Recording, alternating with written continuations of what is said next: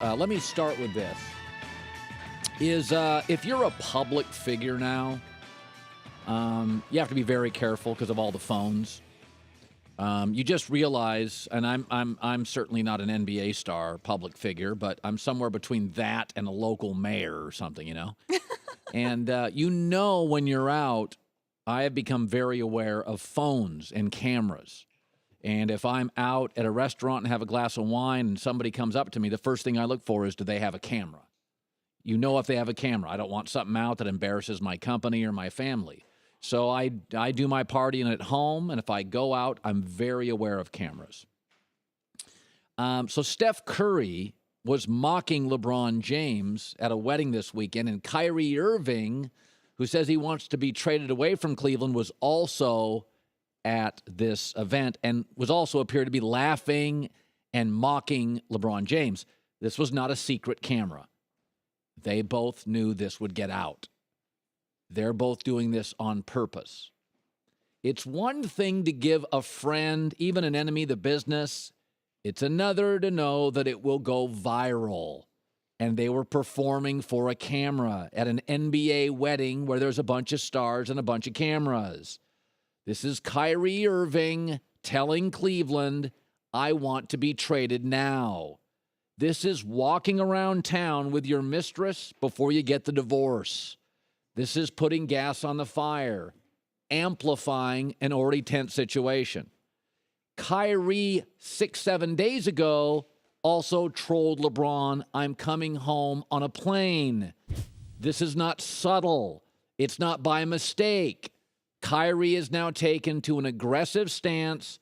He is telling the city of Cleveland, he is telling LeBron, he is telling Dan Gilbert, I want out and I want now. Now, I think this is a big mistake. I don't think he'll ever play with a player nearly as good as LeBron, and I don't think he'll ever have such a guaranteed trip to the finals. But what this is really doing is putting Dan Gilbert, the city, the franchise, LeBron in a real tight spot, because the best deal they can make with Kyrie is with Minnesota, Jeff Teague and Andrew Wiggins, and you can't do that until December, just because the way Teague came over. So Kyrie is making the kind of public opinions, trolling, phone messaging that he wants out now. And he's not just taunting LeBron. Watch this video. This is messaging. This isn't just a good time. They want it to land. And let me then segue into how I think LeBron is taking it. I don't know if you've noticed this. I have, and if you pay attention, I think some of you probably have. The last couple of years, you can sense it. The NBA against LeBron. Have you noticed it? Pat Riley took shots at LeBron. Phil Jackson took shots at LeBron. Golden State recruited KD to beat LeBron. Golden State's trolled LeBron. The media won't put LeBron in the top 3 of the MVP. And now Kyrie Irving is trolling LeBron. Tom Brady and LeBron are very similar. It seems like they've been dominating for like 10 to 15 years. But Brady is still beloved by rival players. They want to beat him, but there's an amazing respect. Right now, LeBron, and it is a sign of respect, but this is another reason I think LeBron and the Lakers can happen. Do you think LeBron James isn't noticing and feeling what I'm talking about? He's being trolled by teammates, trolled by rivals, media not top 3, Golden State recruiting to beat him, Pat Riley in on him, Phil Jackson in on him. Okay, you think LeBron's just going to sit back and take this? And LeBron's going to be okay with it? And he's going to sit in Cleveland with that old roster and that owner, frankly, he doesn't really like. And he's just going to keep taking these shots after shot after shot. It's not the way the king works. It's not the way the king works in a parliament. It's not the way the king works in sports. You keep poking the bear, taunting the bear, off the MVP list. Phil Jackson, Pat Riley, trolling Steph, trolling Warriors, Kyrie trolling. Never forget, you start taunting him in Cleveland. Remember that? Can't beat the Celtics. Bye-bye, left for Miami.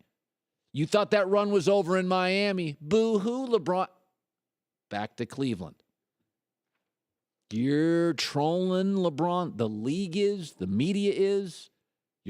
LeBron made a point last year in the middle of the season when stars started missing games. And do you remember what LeBron said? LeBron said, San Antonio guys have been missing games for 5 years. This is not a guy's missing games. This is me missing games. The league's coming down on me. And LeBron made the point. NBA guys have been missing games for years. San Antonio started this stuff. The minute I sit out of TV games, LeBron James, you make it an issue. LeBron's sitting there. He feels the league's on him. Kyrie's on him. Steph's on him. Media's on him. Pat Riley's on him. Phil Jackson's on him. Punch, punch, troll, troll, punch, punch. The king does not sit there and take these punches long. LeBron's going to Los Angeles. It's going to be his final act. He is not going to sit with that Cleveland roster. You know it and I know it. It's not that way with Tom Brady. Tom Brady is still celebrated even by rivals. Oh, yeah, there was Deflategate, but we're over that now. This has been like a 2-year run.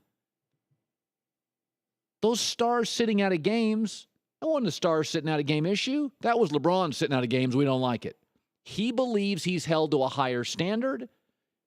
And this is why Michael Jordan got Doug Collins fired and Phil Jackson hired, is that Michael Jordan felt that Doug Collins held him to a different standard and that he would jerry-rig games in practice so Michael Jordan would lose. And finally, Michael said, time out. You're punishing me for being the best player in the world? LeBron's sitting there thinking, so I'm getting punished for carrying this league for 12 years. If LeBron James never existed, you know who would have been the reigning dynasty? The yawn fest known as the San Antonio Spurs. Yeah, the league owes LeBron a thank you. Kyrie does. The Warriors do. And they keep trolling him. He's not going to sit there and keep taking it.